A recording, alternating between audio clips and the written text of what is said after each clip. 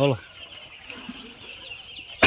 System ঠিক আছে, দারুণ দারুণ সিস্টেম। এটা একটু তোমরা যদি না বলো তাহলে আমরা কী করে জানো বলো? একটা হয়তো ফার্মার কাছে শিখে এসে করি, ডাক্তাররা সব বলে দিলে তো মুরগিগুলো মরে যাবে। এটাই হচ্ছে আগে কথা। কটা পাখি উল্টে মরে গেছে, ঠিক আছে? খাদ্য নিতে তো উল্টে গেছে, চিনতে পারবে। চুরি সমান খেয়ে না, এটা সবাই মরে গেলে কী হবে?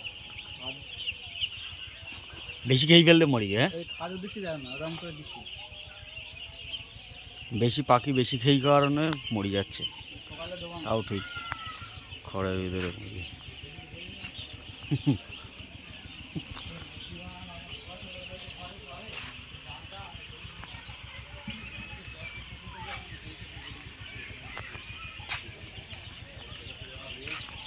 হ্যাঁ, এবার যখন আমার বাচ্চা দেবে, প্রত্যেক মাসের প্রথম সপ্তাহে বাচ্চা দেবে।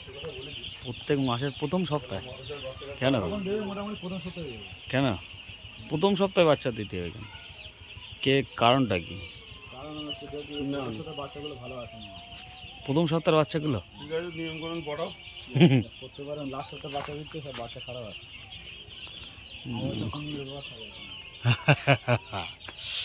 তাও ঠিক।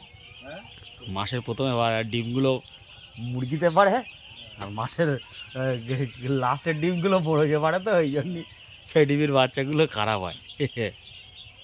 না এবারে কিন্তু আমার হচ্ছে সৌরভ এসে তাড়াহুড়ো করে আমার পাখিগুলো 7-8টা পাখি আমার পর্যন্ত